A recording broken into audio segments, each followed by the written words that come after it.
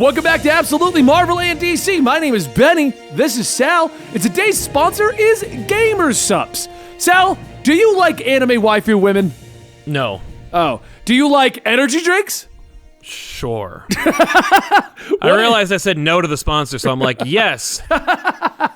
Today's sponsor is Gamer Supps. They're our new energy drink that we're working with. Their flavors are a lot less chalky overall, and they're a lot more jokey, and they have a lot more fun with it. Like, while they still have things like fruit punch and citrus lemonade, you can also get guacamole gamer farts or titty milk. I'm not even joking. Funny story, we signed up with them, and they're like, yeah, here you go. You're all signed up. The first flavor we're pushing while you're on board is titty milk. And I'm like, I'm going to be careful with it, but I'll say it. Right. It says it on the vessel. Yeah, it's there. So use the code comics at checkout. Get yourself 10% off of your order, or click the link down below if you want to get that.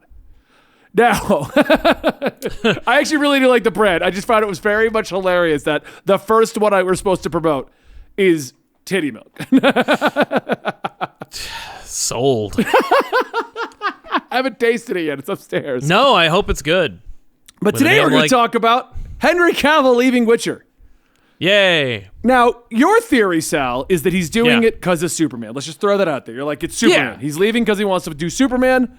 That's the exact reason. We're in a day and age where licenses are being bought up just as an excuse to make a property. We're getting showrunners who are like, I now have The Flash, but instead of telling a Flash story, I want to tell you a story about Allegra. Or showrunners who are like, I'm in charge of Halo, so let's tell a deep dive storyline about not Halo.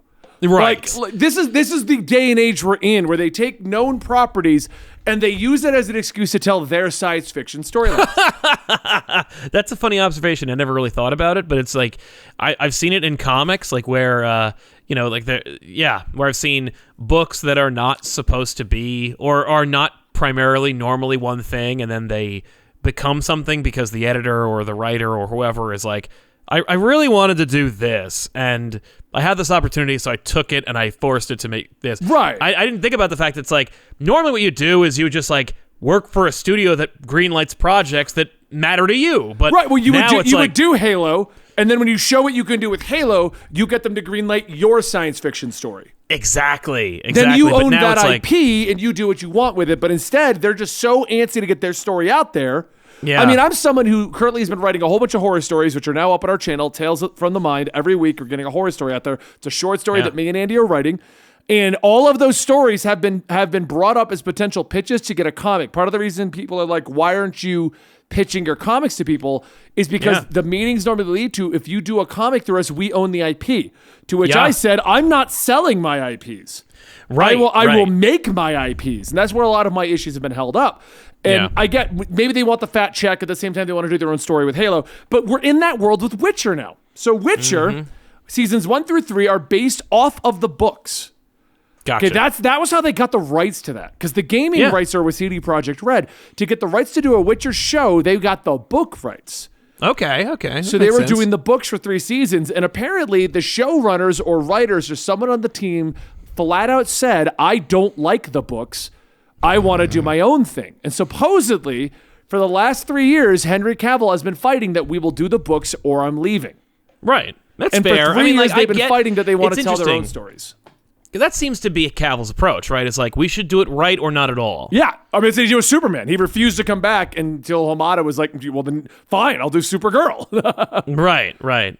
So what do you think about that, though? It's interesting to me, the idea that The Witcher, that the people who would be on board for making Witcher show would be like, I don't like this. I guess it's just, and it's funny, I have a couple of friends who are in television who are like, who worked on shows that you've heard of, and then for like 6 months to 2 years, they weren't on anything. Right. And it's just spells of no work, because while we are in an age of too much content, we're also, we have no shortage of showrunners, writers, actors. There's no shortage of people who will we've entered do an those age jobs. of celebrity showrunners. Well, that's true. Yeah, like so-and-so is show running the show. Like even Notorious, where it's like Scott Buck's on the show, I'll avoid the whole show. Just because of one. It's like it takes hundreds of people to make this show. You mean to tell me that just because that one name is associated with it, I won't watch an entire series? Yes, that's right. Chuck and Lorre then you watch it. I love Chuck Lorre sitcoms, but you know that name. Like that's true. Chuck Lorre. It's a name I didn't know until it's funny because Chuck Lorre is notorious in terms of like sitcoms. He's a classic. He sang the Ninja Turtles theme. Wait, what? Teenage Mutant Ninja Turtle. He sang that. I did not know that. Yeah, he wrote it and sang it, and like that actually ingratiated myself to Chuck Lorre and what a genius he is, because I was like, first of all, bomb ass theme. Secondly, dope voice. But third, he gets it. The abstract concept of Teenage Mutant Ninja Turtles. It's a long ass title. It's an abstract concept, and it's tough to swallow. But if you say it 100 times in your theme, and that theme is an earworm, then it will go farther into the like the audience and make them become fans just within the span of like 45 seconds. And like I didn't even know Chuck Lorre's name until the rampant success of The Big Bang Theory. When The Big Bang Theory became like the second coming, I was like, I kept seeing and hearing Chuck Lorre's name, and then I looked him up. I'm like, all right, who is this goddamn guy who's ruining nerddom? And then I'm like, oh, okay, I get it. Well, makes sense. But yeah, Chuck Lorre's name attached to that, like, not only does it get people to show up, but it also probably commands an insane salary. Oh, yeah. I mean, the guy's made so many shows. 2.5 Men was another one of his huge ones, Like, despite everyone talking about how much that show sucks, like everyone's like, I like I know, but millions of people liked it because here's the thing: every time you hear about 2.5 Men, you people go, "Oh, 2.5 Men, what a crappy show, a terrible program." Well, it was on for like what? How many seasons? Yeah. Like it lasted a long time. Like people hate Two Broke Girls, including myself. I never watched a single. Like I never watched more than like 15 minutes of that show in its entirety. Same here. But there are multiple seasons of that show. Somebody liked it. Big Bang Theory. Everyone likes to shit on Big Bang Theory, and it was on for like 9 seasons. Yeah, it was endless seasons of this. I watched show. it. It wasn't the best show ever, but it had a huge fan following, regardless of how much you hated it. It's also endlessly watchable. Like, I don't like The Big Bang Theory, but I've also seen probably full seasons of that show just because of how it's just on. And then and you realize you've watched the entire thing, and you're like, oh my God. And then, especially when you recognize like the inner arcs. workings. And you start recognizing the big arcs, like, I'm in that season where they got together. Oh, I'm in that season where they broke up. Exactly. Or it's like, I recognize that there are no jokes being told, but the laugh track is enforcing a joke. Yeah. And the jokes themselves are like superficial or at the expense of the characters, and so I find that gross. And our chat brings up Supernatural in 15 seasons, and it just... That's right. I mean, I watched that one all the way through. Exactly, but like, who made Supernatural? Like, what was the guy's name who was associated with Supernatural? Eric Kripke. He's actually doing The Boys right now. There you go. See, but names are synonymous with quality. People love Supernatural. People love The Boys. Kripke made it work. You get your name associated with that. That's how it works. Bringing us back to our main topic, though, the issue we run into now is the Witcher people want to tell their own Witcher stories. Well, you know what? There's not like... how many books are there? Let's see. I'm going to Google that. How many books are there for The Witcher? Probably more than 3, and it's like... That's the problem. And a lot of them are straight up... short stories. Yeah, there you go. 9 books, 6 fantasy novels, and 15 short stories written by the original guy. You could probably get away with making all of them and then spin it out into whatever the hell you want. Game of Thrones at that point. Oh, we're doing our own thing. Why we don't like the original material? Why are you on this show? They're on the show because, as I think we talked about, the idea that like I just need a job. Yeah. Like, I need a job, and it's a creative field. It's not like someone hired you to build widgets, and you're like, no, I'm going to paint. Like, I hired you one job. When in a creative field, you can be like, I hired you to run a show. The show is The Witcher, and it has this source material, and we have it predicated on the idea that we're going to adapt it. But you could argue that an adaptation is like you take the skeleton of a story and then you shove in all the things you actually want to do with it. Yeah. And it's you can get away with it. That's what Halo did. They're like, the Halo's here, guys. And we got Cortana. But Right. what if instead of that, we tell you a story about a man who discovers that he's been an experiment and is losing his emotions?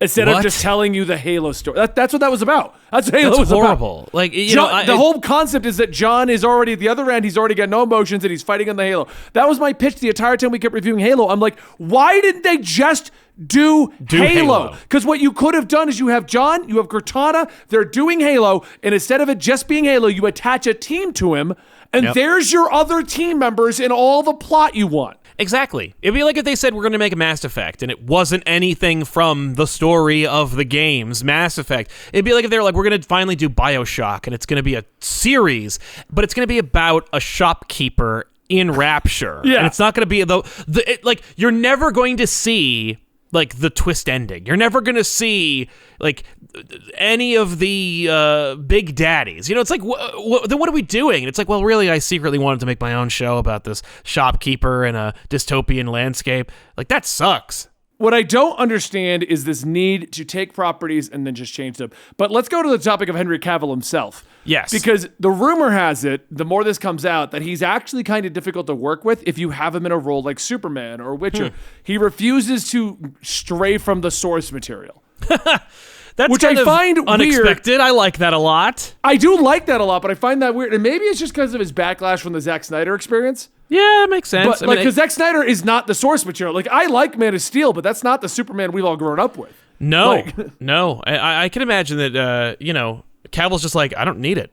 Like, he's just a regular, he's more relatable in that regard where it's like, no, you don't understand. I'm not, like, I built my career. I'm in Mission Impossible. You're coming Superman. to me right now. Like, yeah, like you call me.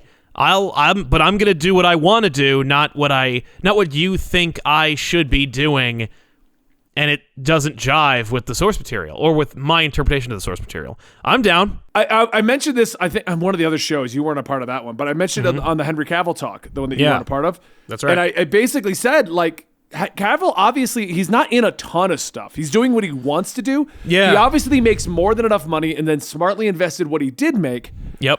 It goes like, I was like, I kind of relate with him on that sense because I remember all the way back at the beginning, and there's no reason to go into the names because these companies didn't exist, but when I started on YouTube, I started in one company, and the guy from that got pushed out and got millions of dollars of funding, and because I did such a good job with management, he wanted me to just go with him. And he was offering me a lot of money, back-end deals, a lot of stuff up front. And he goes, what do you want? What do I give you to bring you over to work over here? And I said, what I want is to work on my YouTube channels and play video games all day. Right. And he's like, what are you talking about? Like, I can offer you the moon. That company didn't work out, so I don't regret anything. But Yeah. at the time, he had a lot of money in his disposal. You know what I mean? Like, Totally. it was like, yeah. No, you would be silly not to listen, but at the same time, but it's he was like, what? He's like, how many video games? Like, what can I give you? And I'm like, dude, I need like $500 a month to play video games, another $100 to go out to eat, and I go to the movies for $100. Like, yeah, my wants are not expensive. exactly. Yeah, no, like as our income increases, our quality of life does not. Like, it's not like, oh, now I can finally start like buying all those Teslas and I never like the big dude. It took me 8 years to finally buy my Challenger, and that was because I was finally at a point where I was like, I want this finally. Like, I've been driving around this crappy car. We upgraded both cars, but it was like, but what I'm saying is I get where he's coming from. If the argument is like, they're like, no, you got to do Witcher Season 4, regardless of how you personally feel. If he's like, I play Warhammer and World of Warcraft. What do you think I need millions of dollars for? It's already invested. Like, well, Warhammer is expensive, but I do appreciate the. But think about this though: as someone who played Warhammer, at $10,000, you would own every unit that exists and be done. Right. Exactly. It's still an expensive hobby, but if you've just made millions being Sherlock Holmes, I mean. Yeah. So, I mean, I appreciate that. It could also just be a very aggressive negotiation tactic, the same way that, like, Evans would be like, I don't know if I'm going to be Captain America again. Nah. And it's like, we know you're going to be Captain America. It's just that you don't, like, you don't want it to be Captain America for less than like $20 million. I mean, that's exactly what Tom Holland is. I don't know if I'm going to be Spider-Man anymore. Right. Zendaya says that I should stop. Yeah, Zendaya says I should stop. You do realize they just said you're already signed on.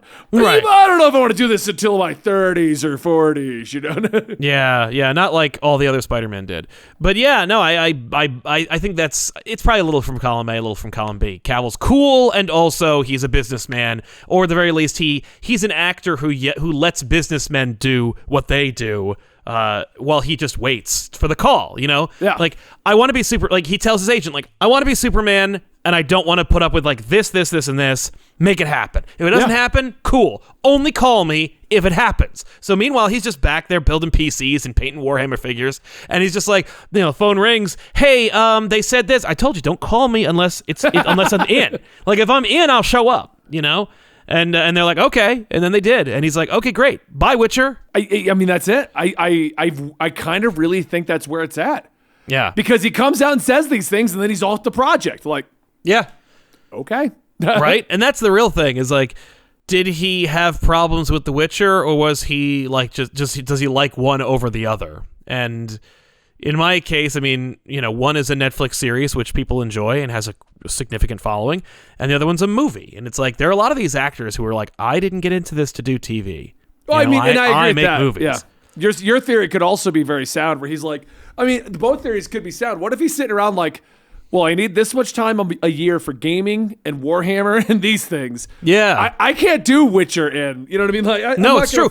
That's the other thing. Is like, look, if I'm going to be Superman and I'm going to be like in Justice League or another Justice League or a World's Finest movie or a Wonder Woman picture, or I'm going to fight Black Adam, like, I can't be Geralt making an entire season, in wherever the hell they shoot that show, Because I got to be at Raid on Friday night with my guild. Well, I got to Raid, and then I got to be Superman. And, I'm not going to do that Marvel workout routine.